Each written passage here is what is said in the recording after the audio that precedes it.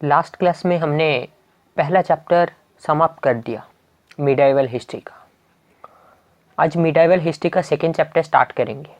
Second chapter का नाम है न्यू किंग्स एंड किंगडम्स। क्यों न्यू किंग्स और किंगडम्स?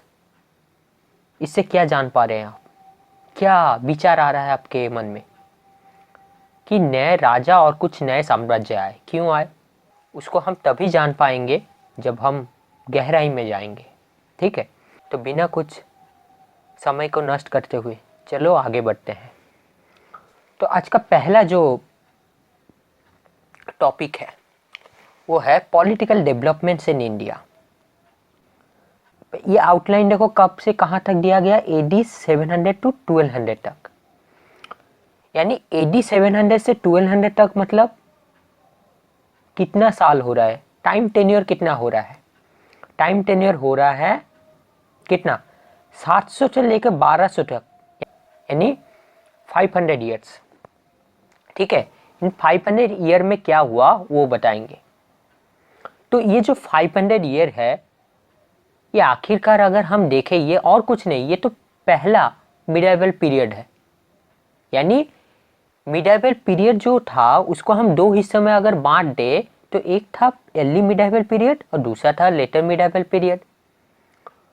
तो ये जो अर्ली मिडाइवल पीरियड है यही तो है 18th सेंचुरी से लेकर 12th सेंचुरी तक। फिर 13th सेंचुरी से लेकर 16th सेंचुरी तक हम देखते हैं कि लेटर मिडाइवल पीरियड। तो देखो यहाँ पर अर्ली मिडाइवल पीरियड के विषय में कहा गया है। तो देखो क्या कहा गया है। Soon after king Harshvardhan death in AD 647 his vast kingdom began to disintegrate.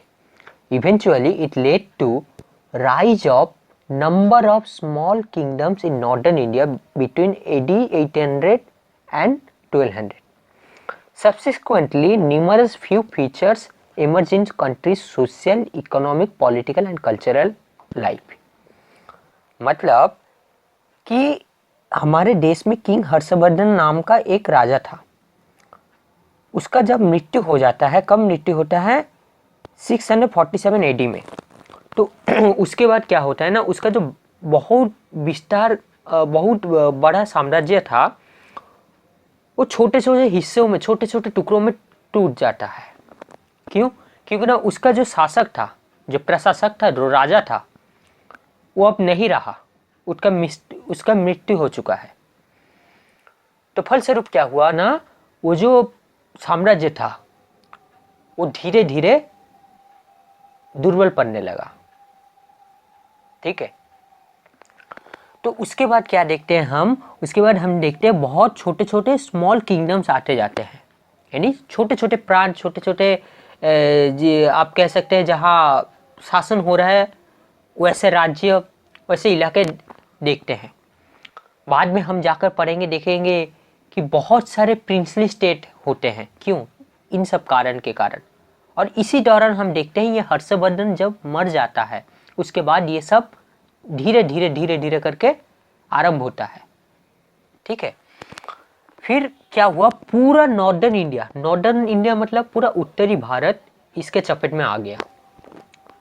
तो पूरा उत्तर भारत में, पूरा नॉर्दर्न इंडिया में ऐसे बहुत सारे छोटे छोटे इलाके, बहुत सारे छोटे छोटे ऐसे किंगडम उभरने लगे। ठीक है, तो इसके कारण हम क्या देख पाते हैं? हम देखते हैं कि जो पॉलिटिकल कंडीशन था, जो इकोनॉमिक कंडीशन था, जो कल्चरल लाइफ था, जो सोशल लाइफ था, उन सब में चेंजेस आने लगा। ठीक है, अब देखो नेक्स्ट हेडिंग पढ़ते हैं क्या दिया गया है। नेक्स्ट हेडिंग दिया गया है tripartite struggle for supremacy over Kannauj. देखो कन्नौज एक जगह का नाम है और त्रिपाठाई स्ट्रगल मतलब क्या? देखो ये त्रिपाठाई, ट्री मतलब क्या होता है? थ्री, और पार्टाइट मतलब तीन पार्टी के भीतर स्ट्रगल हुआ था। किस लिए ना? कन्नौज के ऊपर सुप्रीमेसी हासिल करने के लिए, मतलब कन्नौज के ऊपर रूल करने के लिए। अब कन्नौज किस लिए इतना इम्पोर्टेंट था, क्या करना चाहते थे, वो तो पढ़ने के बाद ही समझ में आएगा। और ये त्रिपाठाई स्ट्रगल में कौन कौन ऐसे तीन पार्टी थे, या फिर कहो ये पार्टी मतलब क्या समझाता है? वहां पर तीन किंगडम भी हो सकते हैं। अब देखो क्या कहा गया है, Kannauj was the epicentre of all political development in north India during the long rain of king Harshvardhan.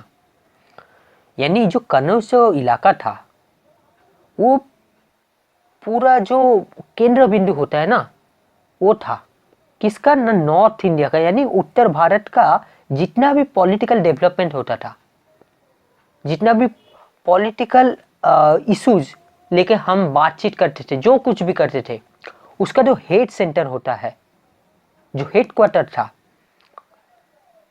वो था कनौज।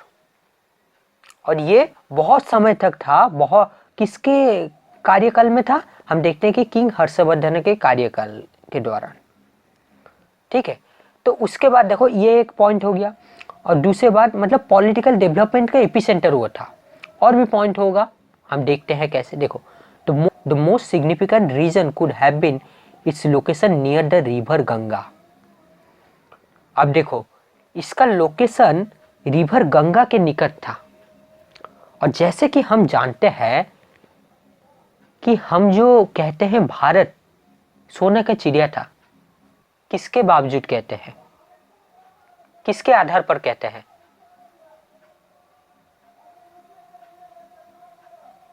ये सब हम इसलिए कहते थे क्योंकि ना हम वाणिज्य में बहुत ही उन्नत थे, व्यापार में बहुत ही उन्नत थे। और उन दिनों ये वाणिज्य व्यापार करने में सिर्फ एक ही साधन हुआ करता था, यानी एक देश से दूसरे देश में जाने के लिए, या फिर कहे एक इलाका से दूसरे देश, कहीं दूर कोई भी राज्य हो, कोई भी देश हो, पहले तो अपने जो इलाका होता है, अपने जो लोकेलिटी होता था ना, उससे बाहर जाना को विदेश कहा जाता है। अब उसका आधार ही परिवर्तन हो गया है। आज विदेश मतलब अपने देश से अगर बाहर चले गए, मतलब आपका जो देश का जो परिधि है, जो सीमा रेखा है, उस देश को अगर आप पार कर जाते हैं, उसका बाउंड्री लाइन पार कर जाते हैं, तभी जाकर आप उसको विदेश कहेंगे। लेकिन पहले ये नहीं था, क्यों ना पहले बहुत सारे प्रिंसली स्टेट हुआ करते थे, छोटे छोटे किंगडम थे। तो वो जो किंगडम था वो अपने आप में एक देश के जैसा था, अपने आप में एक इलाके के जैसा था। मतलब वहां से बाहर चले गए तो कहते हैं कि विदेश, मतलब तब की ये मान्यता थी। ठीक है, देखो दो शब्द होता है, एक होता है विदेश, एक होता है स्वदेश। इन दोनों शब्दों से ही हमें पता चलता है। स्वदेश मतलब वो देश, वो राज्य, वो इलाका जो अपना है, स्व मतलब अपना, और विदेश मतलब जो अपना नहीं है, बस। अब इसका आधार कैसे होता है नहीं होता, वो तो बदलता रहता है। कोई कहेगा कि अपने ग्राम में हम रहते हैं, मतलब जहां जन्म हुआ है वहीं पर रहते हैं, वही हमारा स्वग्राम हो गया, स्वदेश हो गया, सब कुछ। उसके बाहर अगर हम चले गए तो वो हो जाएगा विदेश। जैसे मान लो आप एक डिस्ट्रिक्ट में रहते हो, उस डिस्ट्रिक्ट से बाहर अगर चले गए, आप कहेंगे कि वो हमारे लिए विदेश हो गया। लेकिन आप डिस्ट्रिक्ट से बाहर जाते हो, ग्राम से बाहर जाते हो, नगर से बाहर जाते हो, या फिर देश से बाहर जाते हो, ये सब अलग अलग पैरामीटर है। ठीक है ना। तो आशा करते हैं स्वदेश और विदेश समझ में आया होगा। तो क्योंकि ना ये कनौज गंगा के निकट था, और गंगा नदी है, और नदी है मतलब वहां पर क्या होगा, वहां पर बहुत अच्छा ट्रेड बन सकता है, वाणिज्य व्यापार हो सकता है। तो पहले से कनौज तो सभी पॉलिटिकल डेवलपमेंट का एपिसेंटर था, केंद्र बिंदु था, और ये बहुत समय तक था हर्षवर्धन के समय। फिर उसके साथ साथ देखो वहां पर और एक एडवांटेज ये हुआ कि वो नदी के निकट था, जलधारा उसके निकट से बहती थी, तो वहां पर आर्थिक समृद्धि भी होगी। समझ पा रहे होंगे। अब देखो क्या लिखा गया है, this fact proved to be advantages as far as trade. मैंने कहा था कि ट्रेड के लिए बहुत ही कुशल भूमिका निभा सकता था ये। रिसोर्सेस एंड एग्रीकल्चर हुआ कंसर्न। अब देखो ये जो नदी है ना, नदी से हम बहुत सारे साधन भी ले सकते हैं। जनरली जहां पर नदी होता है वहां पर बालू भी होता है, और वही बालू से हम घर का निर्माण करते हैं। नदी के पानी से कृषि अपना जमीन सींचते हैं, यही पानी हमारे आपदा के समय हमारे लिए वरदान का कार्य करता है। और इसीलिए देखोगे जितने ही नदी इलाका है या फिर कहो जहां जलधारा का स्रोत है ना, जहां जल का स्रोत है, उसी के आसपास, उसी के बगल में, उसी के बाजू में आप कृषियों की भूमि पाएंगे। वहां पर पाएंगे कि एग्रीकल्चर हो रहा है। ठीक है। उसके बाद देखो, even after king Harshvardhan death, Kannauj continued to be important for different ruling dynasties, and its possession was considered to be immensely beneficial, resulting in a long series of battles between Gujarat Pratiharas, Rashtrakutas, and Palas for control over central Ganga's valley in general and Kannauj in particular। तो समझ में आया?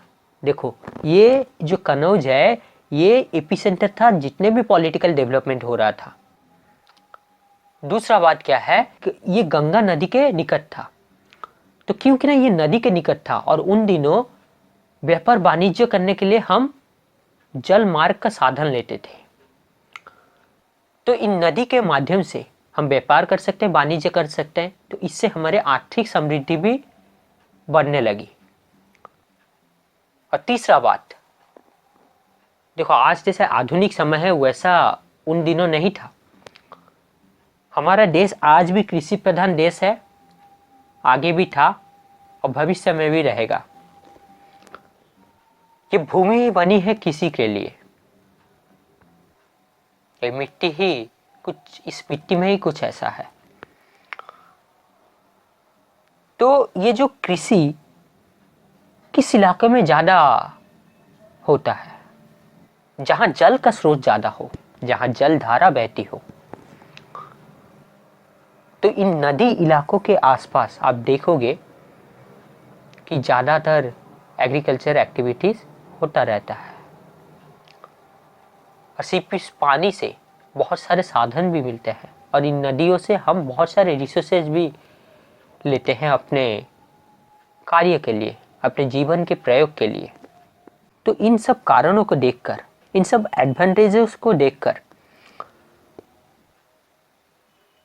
वहां पर एक द्वंद्व छिड़ जाती है, एक बहुत बड़ा युद्ध छिड़ जाता है तीन ठो एम्पायर के बीच। कौन कौन? एक था गुर्जर प्रतिहाराज, दूसरा था राष्ट्रकूटा और तीसरा था पालाज। स्पेशली ये तीनों लोग युद्ध करते हैं, मतलब इनके विचार क्या था? इनका विचार ये था कि वो सेंट्रल जो गंगा वैली है उस पर अपना शासन बनाना चाहते हैं, उस प्रदेश का, उस इलाका का शासक बनना चाहते हैं, वो इलाका उनके अंडर में रहे। क्यों? क्योंकि ना इसका जो एडवांटेज, इससे जो एडवांटेज मिलेगा वो मैं कह चुका हूं। स्पेशली इन सेंट्रल गंगाज वैली में, जो स्पेशली वो इलाका जिसे हम कन्नौज के नाम से पुकारते हैं। तो इसी कारण इसे ट्रिपाटाई स्ट्रगल कहा गया। आशा करता हूं समझ में आया होगा। अब देखो नेक्स्ट पढ़ते हैं। This fight which was essentially aimed at securing supreme position on political scene of North and Central India is known as tripartite struggle since it mainly involved three parties। वही कहा गया है क्योंकि ना ये जो बड़ा युद्ध हुआ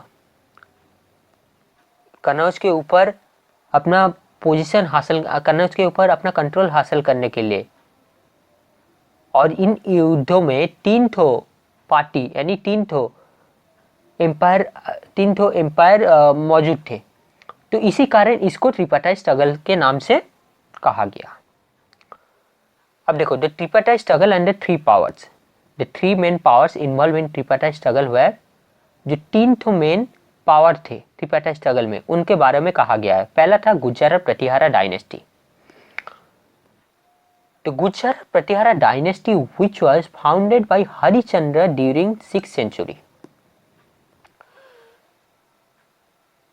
देखो ये जो गुर्जर प्रतिहारा डायनेस्टी था ना, ये हरिश्चंद्र ने इसको एस्टेब्लिश किया था 6th सेंचुरी में। 6th सेंचुरी कब से कब होता है? 501 AD से लेकर 600 तक।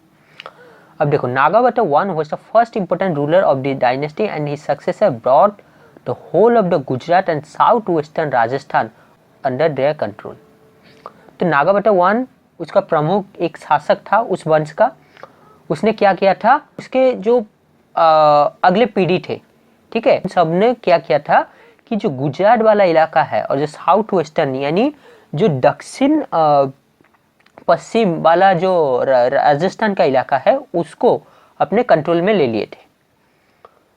The Pratihara power reach it zenith under Bhoja और भोजा वन। जेनिथ मतलब शीर्ष बिंदु, उच्चम चोटी। यानी ये जो प्रतिहारा डायनेस्टी था, जो प्रतिहारा वंश था, ये अपना सुप्रीम पावर कब हासिल की न, भोजा वन और भोजा वन के अंदर। कब? जब वो रूल करते थे 836 टू 885 के भीतर। तो कहने की जरूरत नहीं कि ये जो त्रिपाठाई स्ट्रगल हुआ, इन त्रिपाठाई स्ट्रगलों में ये Gujarat Pratiharas use western India as their base. मतलब गुजरात प्रतिहारा वेस्टर्न साइड से यानी पश्चिम भारत से संचालन कर रहे थे ये युद्ध को। वही उनका आधारशिला था, वही उनका बेस था। अब राष्ट्रकूटास के बारे में पढ़ते हैं। The Rashtrakutas, who were originally subordinates of the Chalukyas, overthrew their master in 753 and established an independent dynasty under a chief Danti Durga। तो राष्ट्रकूटास वास्तव में क्या थे ना, वो किसके सबऑर्डिनेट थे ना, चालुक्यास जो वंश से उनके सबऑर्डिनेट थे। लेकिन उन्होंने क्या किया, उनके जो मास्टर, उनके जो लीडर, उनके जो ऊपर जो लीडर थे, उनको उन्होंने 753 में ओवरथ्रो कर दिया, मतलब उनको अपने थ्रोन से हटा दिया। और फिर एक इंडिपेंडेंट डायनेस्टी बनाया, एक प्रमुख के जिसमें डांटी दुर्गा प्रमुख था, ठीक है। तो फिर the term Rashtrakuta means A designated officer in charge of A territorial division called राष्ट्र। तो राष्ट्रकूटा एक ऑफिशियल टर्म है, ठीक है। ये किसको दिया जाता है, ये एक डेजिग्नेशन है, उसको दिया जाता है उस ऑफिसर इन चार्ज को जो टेरिटोरियल डिवीजन का हेड होता है, जिसके या फिर कहे वो टेरिटोरियल डिवीजन जिसके इलाका जिसके अंडर होता है, वो टेरिटोरियल डिवीजन को हम राष्ट्र कहते हैं। जैसे मान लो हम डिस्ट्रिक्ट कलेक्टर कहते हैं। डिस्ट्रिक्ट कलेक्टर क्या हुआ, वो एक ऑफिशियल टर्म हुआ, एक डेजिग्नेशन हुआ। तो ये डिस्ट्रिक्ट कलेक्टर हुआ, यहाँ पर क्या, राष्ट्रकूटा। अब ये देखो, डिस्ट्रिक्ट कलेक्टर मैंने जो कहा, उसका डिस्ट्रिक्ट कलेक्टर का जो कंट्रोल किस में है, डिस्ट्रिक्ट के अंडर है ना। वो डिस्ट्रिक्ट में जो जो भी पॉलिसी हो रहा है, जो जो भी नियम कायदा है, जो जो भी घटनाएं घटित हो रहा है, वो सब किसके अंडर में हो रहा है, डिस्ट्रिक्ट कलेक्टर के अंडर। ठीक उसी तरह टेरिटोरियल डिवीजन होता था, ठीक है। मतलब कुछ इलाका होता था जिनको हम राष्ट्र कहते थे, उन राष्ट्रों को कुछ ऑफिसर को सौंप दिया जाता था कि ये राष्ट्र तुम्हारे अंदर रहा, अब ये इसको तुम हेड करो, इसको तुम शासन करो। और वो ऑफिसर इंचार्ज को कहा जाता था राष्ट्रकूटा। जैसे डिस्ट्रिक्ट कलेक्टर डिस्ट्रिक्ट का है, तो डिस्ट्रिक्ट यहाँ पर राष्ट्र हो गया और डिस्ट्रिक्ट कलेक्टर यहाँ पर हो गया क्या, राष्ट्रकूटा। ऐसा करता हूँ समझ में आया होगा। Initially they ruled in Deccan.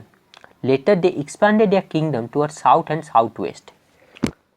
Deccan वाला जो इलाका है ना, मतलब साउथ के तरफ, ठीक है, मतलब एक्सट्रीम साउथ नहीं, मतलब ये साउथ के तरफ जो इलाका है वो उन्हीं पर वो रूल करते थे। मतलब पहले पहले इनिशियली जब उन्होंने ये एस्टेब्लिश किया, फिर क्या हुआ, फिर वो अपने डायनेस्टी को विस्तार करने लगे। किस तरह ना, दक्षिण और दक्षिण पश्चिम की ओर, ठीक है। अब देखो पाला डायनेस्टी। द पाला dynasty founded by Gopala in 8th century. He started as a ruler of a tiny principality called Pundravardhana near Bogra in present day Bangladesh. तो ये जो पाला डायनेस्टी था, ये जो पाला वंश था, इसको गोपाला द्वारा स्थापित किया गया। कब, 8th century AD में। तो वो जो था ना गोपाला, वो छोटा इलाका का शासक के रूप से उभरता गया और वो छोटा इलाका था पुंड्रबर्धना, जो आज मौजूदा स्थिति में बोगरा के निकट है, जो वर्तमान में बांग्लादेश में है। Subsequently, he included Banga in his kingdom and gradually extended his control to the whole of Bengal. कुछ समझ में आया? देखो, उसके पश्चात जैसे जैसे वो अपना इलाका विस्तार करता गया, पहले तो एक छोटा इलाका पुंड्रबर्धना से शासक के रूप से उभरा, फिर धीरे धीरे विस्तार करता गया, और जब ऐसे विस्तार करता गया धीरे धीरे वो बंगा को अपने किंगडम में, यानी अपने जो साम्राज्य है उसमें इंक्लूड कर दिया, और ग्रेजुअली उसका विस्तार पूरा बंगाल में फैल गया। अब देखो यहाँ पर बंगा क्यों कहा गया है? जैसे आप जानते होंगे कि आज जो नया नाम पाया है 3 राज्य ने, एक वेस्ट बंगाल, दूसरा बिहार और तीसरा है आपका उड़ीसा। पहले इस उड़ीसा को ओडिशा कहा जाता था, अब उड़ीसा हुआ।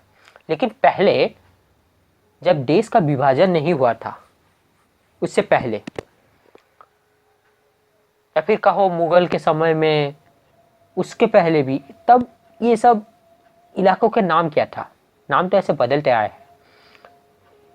अंग कहा जाता है बिहार वाला प्रदेश को, और बंगा कहा जाता था ये बंगाल वाला प्रदेश को। और एक बात, इस बंगा में ना तब बांग्लादेश का विभाजन नहीं हुआ था, तब ये जो आज जो हम वेस्ट बंगाल कहते हैं, पहले ये वेस्ट बंगाल और बांग्लादेश एक था, तो ये एक मिलकर बंगा कहा जाता था। तो बिहार हो गया अंगा, ये हो गया बंगा। और इसके नीचे, यानी अगर आप साउथ के तरफ जाएंगे तो आपको मिलेगा क्या? साउथ मतलब किसके साउथ में? वेस्ट बंगाल के साउथ में, जो उस समय का बंगाल, तो उसके साउथ के तरफ अगर आप जाएंगे तो आपको मिलेगा उड़ीसा, जिसको उस समय कहा जाता था कलिंगा। तो इसीलिए कहा गया अंग बंग कलिंगा। और आप अगर देखेंगे ना, इन सब के बातचीत में, इन सब के बोलचाल में, इन सब के व्यवहार में, इन सब के खान पान में, वही लगभग उसी तरह का पद्धति है, उसी तरह का विधि विधान है, उसी तरह का संस्कृति है।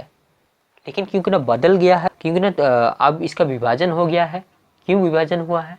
क्योंकि ना इनका थोड़ा थोड़ा, क्योंकि ना इनमें थोड़ा थोड़ा अलगपन दिखाई देता है, लेकिन सिमिलरिटीज बहुत है, क्योंकि ना पहले ये एक था। तो आशा करता हूँ समझ में आया होगा अंग बंग कलिंग किसे कहते हैं।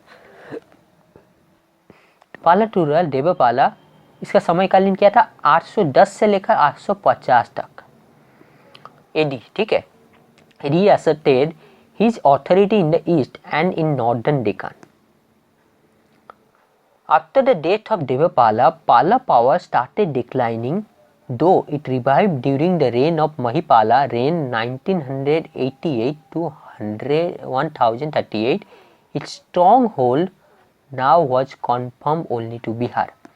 वही कहा गया कुछ नहीं, वो जो पाला रूलर था देवपाला, उसने क्या किया? उसने अपना अथॉरिटी शतक किया ईस्टर्न साइड, यानी पूर्व भारत में और नॉर्दर्न डेक्कन के इलाकों में, ठीक है।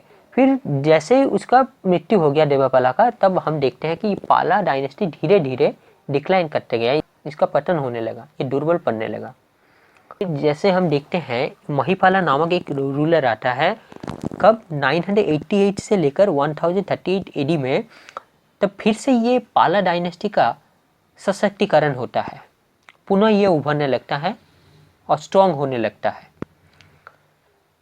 फिर धीरे धीरे उसका जो शासन था, जो स्ट्रेंथ था, उसी बिहार के इलाके तक कन्फाइंड हो गया, ठीक है। अब देखो ये जितना कहा गया है ना, वास्तव में अब देखो एक चीज याद रखना कि किसका पिता कौन था, कौन कहाँ गया, किसने क्या बनाया था, क्या नहीं बनाया था, ये सब फैक्ट होते हैं, इंफॉर्मेशन होते हैं, सूचना होते हैं। ये सब उपयोगी है, निर्णय लेने के लिए बहुत उपयोगी है। परंतु एक चीज़ याद रखना, इससे बोध नहीं मिलता, इससे दृष्टि नहीं मिलती जैसे दृष्टि हमें चाहिए होता है। अगर बोध चाहिए अगर आप क्रिटिकल थिंकिंग करना चाहते हैं ना तो उसको समझिए। जैसे मैंने कहा वो जो कनौज वाला पोर्शन था, जैसे ही आपने पढ़ा कि ट्रिपाटाइट स्ट्रगल कनौज में हुआ, ऐसा क्या था, क्यों हुआ, ये तो हम पढ़ने के बाद समझ में आया कि ये था। उससे पहले हमें प्रश्न पूछना होता है। ऐसा माइंडसेट करना, ऐसा ही दिमाग करना पड़ता है। ऐसा जब प्रश्न पूछोगे, ध्यान से पढ़ोगे, तभी जाकर दिमाग खुलेगा। एक रट्टू टोटा मत बन जाना। रट्टू टोटा क्या करता है, कुछ श्लोक याद करके रखता है, कुछ महत्वपूर्ण वाणी याद करके रखता है, और जो भी उसके सामने आता है वही महत्वपूर्ण वाणी, वही श्लोक सबके सामने प्रकाश कर देता है। इससे उसको प्रशंसा मिल जाती है, सब लोग कहते हैं हाँ वाह वाह क्या सुंदर। परंतु क्या इससे वो बुद्ध बन जाता है? क्या उसमें वो बोध आ जाता है, वो विजडम आ जाता है? नहीं, न पहले आया था, ना अभी आया है, ना ही बाद में आएगा। वो तभी आ सकता है जब उसका जो सोच है उस सोच में परिवर्तन आएगा। और दूसरा चीज, क्या वो श्लोक बोल के रट्टू टोटा के भांति वो सूचना देकर क्या अपने आप को मुक्त कर पाता है? नहीं। अपने आप को वही कैदी के रूप में एक पिंजरे में बंद पाता है। पहले भी पिंजरे में बंद था, अब भी पिंजरे में बंद है, ठीक है ना। पिंजरा चाहे सोना का हो तब भी वो पिंजरा है, तब भी आप उसी में मुक्त, तब भी आप उसी पिंजरे में बंद है। क्या वो स्वतंत्र आकाश में उन्मुक्त तरीके से उड़ सकता है? नहीं, ठीक ना। और यहाँ पर जो भी पढ़ाया जा रहा है, देखो मैंने पहले भी कहा था, पहले वीडियो में कहा था, अगर नहीं भी कहा हूं तो आज कह रहा हूं, ये ब्रीफ है, ये इंट्रोडक्शन है, ठीक है ना। यही सब कुछ नहीं है। जिसको मान लो कुछ भी नहीं आता लेकिन वो पढ़ना चाहता है, तो पहले उसको उस विषय से अवगत कराया जाता है, एक आउटलाइन दिया जाता है, उसके विषय में थोड़ा थोड़ा जानना होता है। तब जब ये जान जाएगा, धीरे धीरे क्रिटिकल थिंकिंग का कैपेबिलिटी आएगा। इसके बाद वो धीरे धीरे इससे एडवांस बुक लेगा, तब वो स्वयं पढ़कर आराम से जान पाएगा। उसको कोई ट्यूटर की आवश्यकता नहीं होगी। आशा करते समझ पा रहे होंगे। मैं कभी भी ये नहीं कहूँगा ये पर्याप्त है, ये सब कुछ है, नहीं। मैं ब्रीफ दे रहा हूँ, इंट्रोडक्शन दे रहा हूँ, सबके विषय में एक आउटलाइन बता दे रहा हूँ, ठीक है। अन्यथा आप देखोगे मिडाइवल हिस्ट्री के लिए सतीश चंद्र का किताब है, एंसेंट हिस्ट्री के लिए आर एस शर्मा का किताब है, मॉडर्न हिस्ट्री के लिए विपिन चंद्रा है, स्पेक्ट्रम है, बहुत सारे किताब है, ठीक है ना। अब देखो आउटकम ऑफ ट्रिपाटाइट स्ट्रगल। ये जो स्ट्रगल हुआ इसमें इसका फल क्या आया उसके विषय में पढ़ते हैं। देखो, the conflicts between the three kingdoms weakened their resources. कहने की जरूरत नहीं, अगर युद्ध हुआ, संग्राम हुआ, तो आपके पास जो रिसोर्स है, जो साधन है, उसका क्षय क्षति तो होगा ही। पहले अगर मान लो एक समझने की दृष्टि से मैं कह रहा हूँ, मान लो रिसोर्स का लेवल मेरा 100 है, तो अगर वो संग्राम हुआ, जो कुछ भी युद्ध हुआ, तो वो 100 से 95, 96, 97 ऐसा होगा ही, कुछ ना कुछ खेती होगा ही। वही कहा गया है कि कॉन्फ्लिक्ट के कारण रिसोर्सेज कम होने लगे। क्यों? रिसोर्सेज का क्षय क्षति होने लगा। इसके बाद at the end of 9th century the Pala kingdom declined which its subordinates in Kamarupa modern day Assam, Utkal now Odisha asserting their independence। तो 9th सेंचुरी के अंत में हम देखते हैं कि जो पाला किंगडम था, जो पाला राजवंश था, वो डिक्लाइन हो गया, उसका पतन हो गया। जिसका सबऑर्डिनेट क्या था? मॉडर्न जे आसाम, उसका पूर्व नाम क्या है? कामरूपा। और देखो यहाँ पर कहा गया उत्कला। देखो मैंने कहा था अंग बंग कलिंग, उस कलिंग का और एक नाम है उत्कला, ठीक है। तो जिसको अभी उड़ीसा कहते हैं, उनको अपना इंडिपेंडेंस, स्वतंत्रता मिल गया।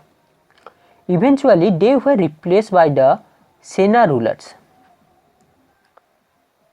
The last Sena ruler was Lakshmana Sen, who were defeated by the commander of the Delhi Sultanate Muhammad Bakhtiar Khilji in 1200.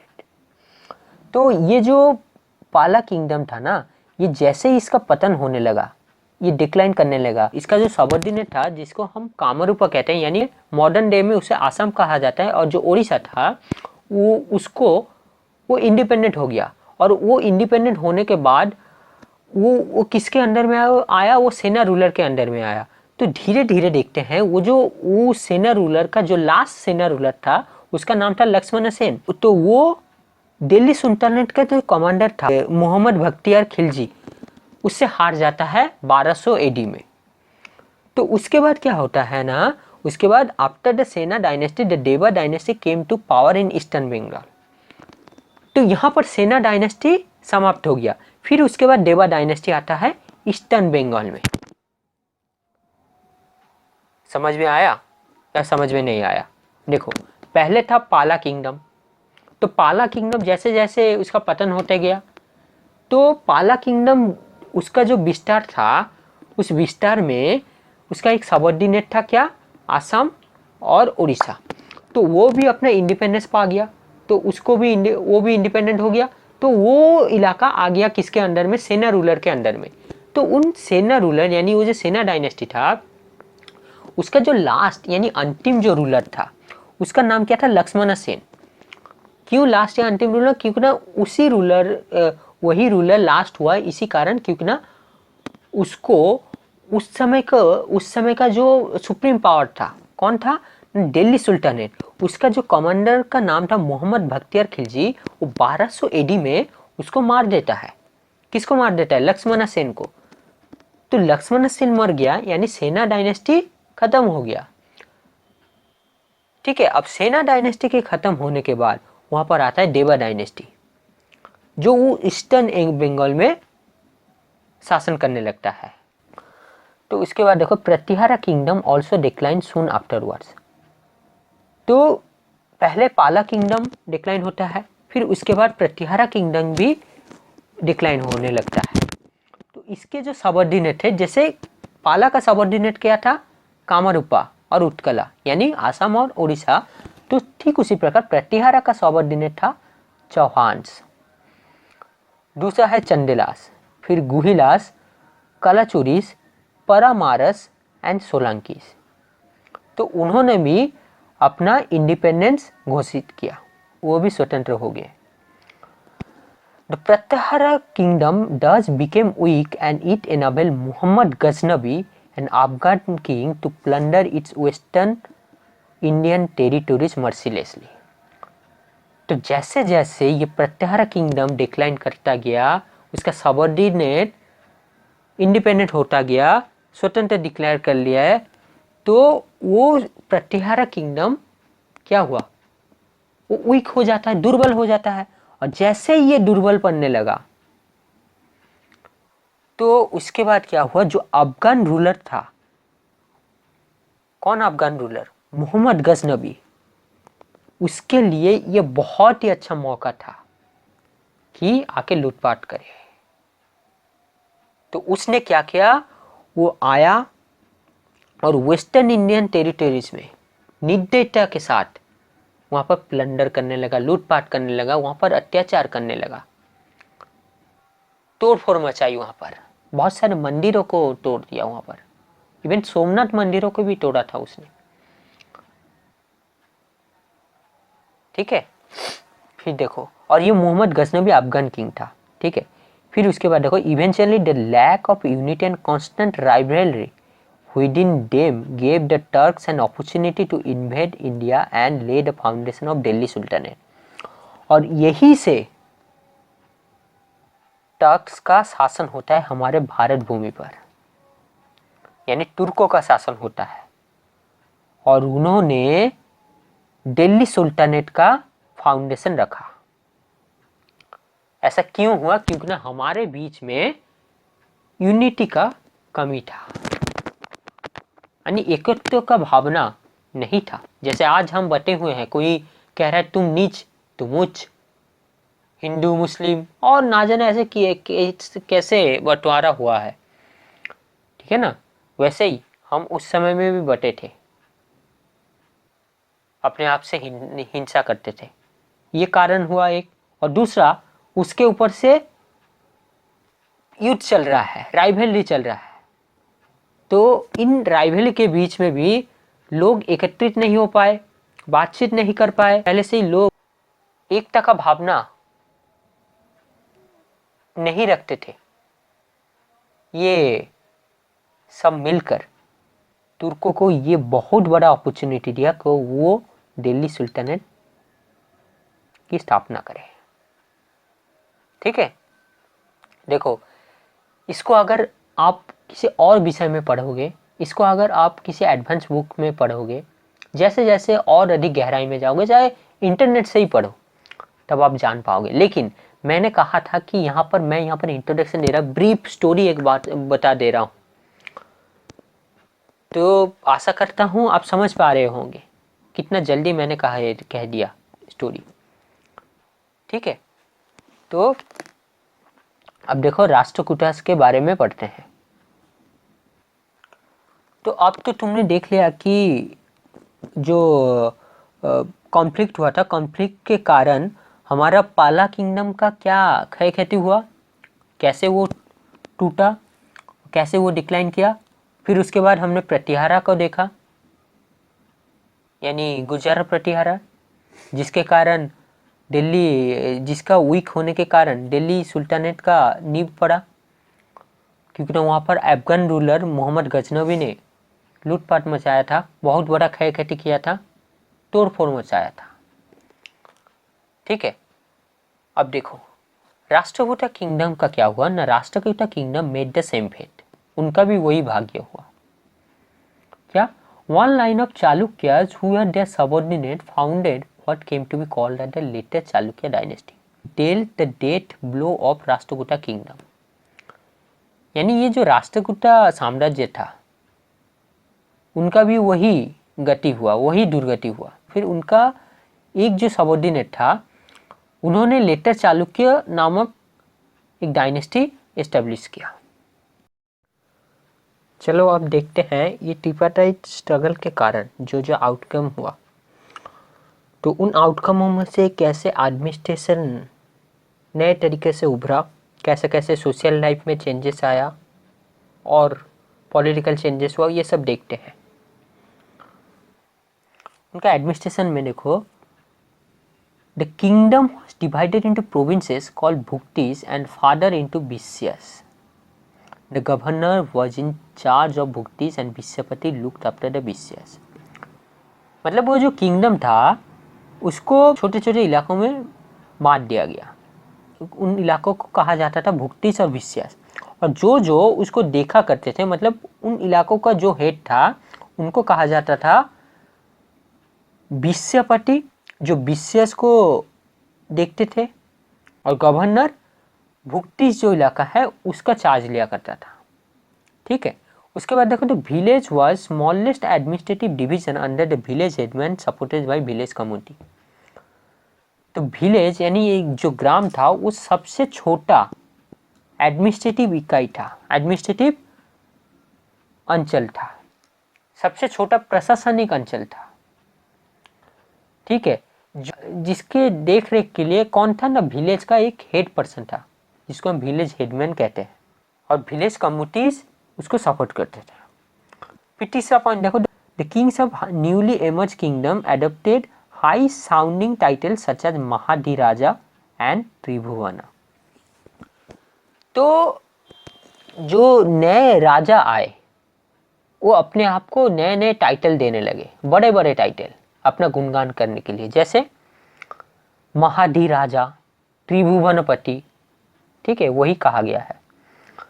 He was advised by the council of ministers such as the foreign minister Sandi Vigrahika, storehouse in charge called Bhandar Grahika. He was advised by the council of ministers such as foreign minister called Sandi Vigrahika, storehouse in charge called Bhandar Garika, fort in charge called Kotpala, commander of army called Mahasenapati, royal priest called Rajpurahita। यानी वो जो राजा उभरे वो तो अपने आप को title देने लगे। फिर उनकी शासन प्रशासन कैसे होता था ना, वो बहुत सारे मिनिस्टर से घिरे होते थे। जैसे फॉरेन मिनिस्टर होता था जिन्हें हम संदीप बिग्रही का कहते थे, और स्टोर हाउस का इंचार्ज जो होता था उसको कहा जाता था बंदारगारी का। फिर फोर्ट इंचार्ज जो किलों का इंचार्ज लिया करता था उसको कोतवाल कहते थे, और जो आर्मी जो सेना का मुखिया होता था उसको हम महासेनापति कहते थे, और जो रॉयल प्रीस्ट होता था जो राजवंश का पुरोहित होता था उसको हम राजपुरोहित कहते थे। फिर देखो, the king maintain his own army as well as dependent upon feudatories for troops and ornaments at the time of war। राजा का स्वयं का आर्मी होता था, सेना होता था, तथा जब युद्ध का समय आता था तो वो जमींदारों पर भी, यानी बाकी जो लोग थे, चाहे प्रजा हो या फिर अपने मित्र संबंधी हो, उन पर भी डिपेंडेंट रहता था ताकि अपना सेना बल बढ़ा सके और अपना हथियार का शक्ति भी बढ़ा सके।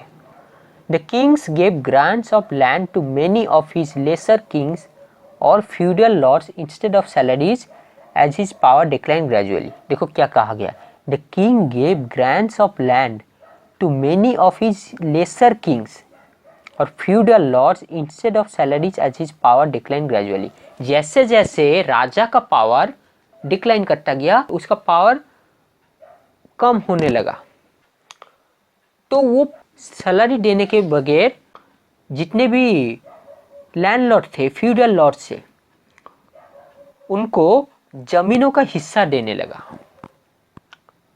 या फिर जमीनों का ग्रांट देने लगा कि तुम इतने साल तक लो, या फिर कुछ कुछ जमीन उनके नाम कर दिया। ठीक है, मतलब जहां सैलरी देना था वहां सैलरी के बदल जमीन देने लगा।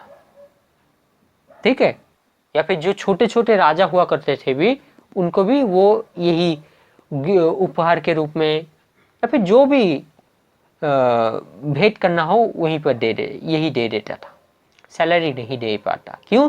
क्योंकि ना उसका पावर कम होने लगा, और क्योंकि ना वो राजा है, उसके पास तो पहले से ही बहुत सारा संपत्ति है, तो उन्हीं संपत्ति, उन्हीं धन धान्य से कुछ कुछ दे देता था।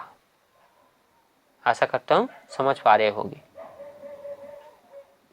ठीक है, उसके बाद सोशल लाइफ क्या हुआ देखो।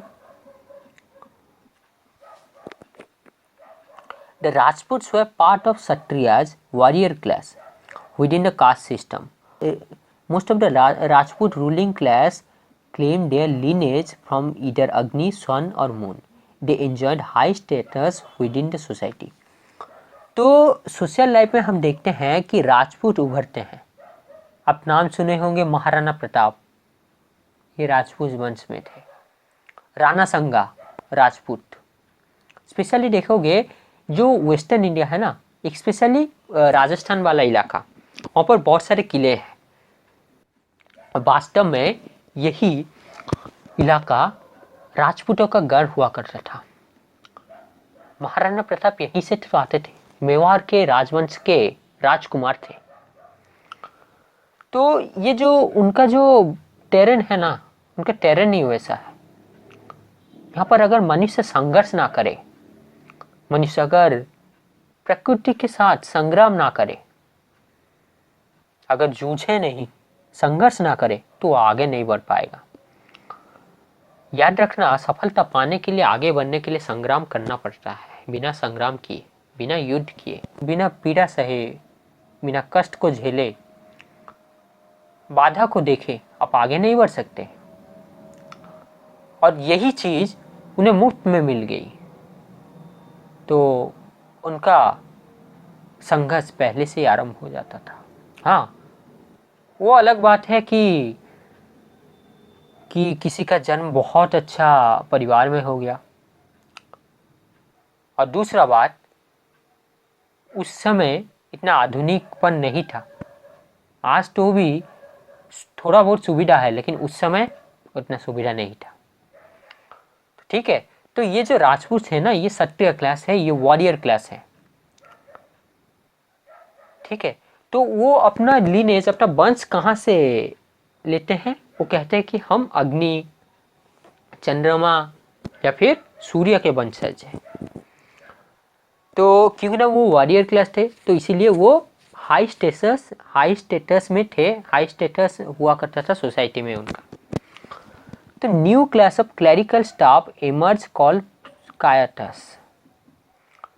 तो एक नया प्रकार का क्लरिकल स्टाफ उभरता है जिसको हम कहते हैं कायस्टास। ठीक है। The position of women declined during this period and many evil practices such as polygamy, sati, child marriage, etc. prevail. तो हम देखते हैं कि इसी समय काल के दौरान जो महिला का कंडीशन था, महिला का जो स्थिति था, उसमें पतन आने लगा, उसमें दुर्गति होने लगा, वो बिगड़ने लगा, महिला प्रताड़ित होने लगी, सबसे निंदा पाने लगी। मतलब यहाँ पर महिला का जो जीवन था बहुत ही निंदाजनक था, आपत्तिजनक था, और विभिन्न तरह के कुरीतियां, कुसंस्कार इनके विरुद्ध हुआ करता था, जो उस समय कुरीति के नाम पर सही ठहराया जाता था और उनके ऊपर ये किया जाता था। जैसे पॉलीगमी यानी बहु विवाह, सती यानी अगर पति मर गया तो वो जो बहू है उसको भी उस चिता में चढ़ाकर क्या आग लगा दो। और तीसरा जैसे बाल विवाह यानी चाइल्ड मैरिज, ऐसा सब बहुत सारे कुरीतियां, कुप्रथा चलते जा रहा था। अब देखो कुछ इकोनॉमिकल चेंजेस भी आई थी, मतलब इकोनॉमिक सेक्टर में। Agriculture was the primary occupation and land revenue formed a very important part of the state treasury. यानी राज्यों का राजकोष के लिए एग्रीकल्चर, कृषि सबसे प्रमुख और सबसे मुख्य ऑक्यूपेशन के रूप में उभरता है, या फिर कहे ये था और तब भी है, और आज भी इसका उपयोगिता कम नहीं हुआ है। क्योंकि ना बिना खाद्य से आप बचेंगे कैसे? क्या आप बच पाएंगे? नहीं। और लैंड रेवेन्यू, ये सब, और एक ये सब उन दौरान सबसे प्रमुख ऑक्यूपेशन था। यानी जमींदार होते थे, लैंडलॉर्ड होते थे, तो वो जमींदार, वो लैंडलॉर्ड क्या करते थे ना, अपने जमीन किसी छोटे जो गरीब वर्ग के इंसान है उसको दिया करते थे। कहते थे कि तुम इस पे कृषि कार्य करो, तो उसका कुछ प्रतिशत हिस्सा वो अपने लिए रख सकता है, और बाकी जो लाभ होगा उसका कुछ अंश जमींदार अपने लिए ले जाएगा, और उनमें से कुछ राज्य को कर के रूप में दिया जाएगा। मतलब ऐसे बहुत सारे व्यवस्था थी। ठीक है। इसके बाद देखो, both internal as well as external trade took place during this time. तो इस दौरान हम देखते हैं कि चाहे आंतरिक व्यापार हो या फिर बाहर विदेश से की गई वाणिज्य व्यापार हो, ये सब होने लगा। ठीक है। सेस्ट्रीज और trade guilds carried out the trading activities. तो ये जो सेस्ट्रीज या फिर ट्रेड गिल्ड है, ये ट्रेडिंग एक्टिविटी कराते थे। सो trading prevailed with south east Asia, China, Mediterranean and western world. तो जैसे मैंने कहा था कि आंतरिक व्यापार भी होने लगी और बाहर से, विदेश से भी व्यापार होने लगा। तो इसीलिए हम देखते हैं साउथ ईस्ट एशिया, चाइना और मेडिटेरियन तथा वेस्टर्न वर्ल्ड यानी पाश्चात्य जगत से हम व्यापार करने लगे। फिर देखो क्या होता है, India exported textiles, spices, precious stones and imported horses and precious metals. तो इंडिया क्या करता है, वो अपना जो मसाले है, जो टेक्सटाइल है, जो स्पाइसेस है, जो प्रीशियस बहुमूल्य रत्न है, उसको बाहर भेजता था, और उसके बदौलत हॉर्स यानी घोड़ा और प्रीशियस मेटल अपने देश में लाता था। ठीक है,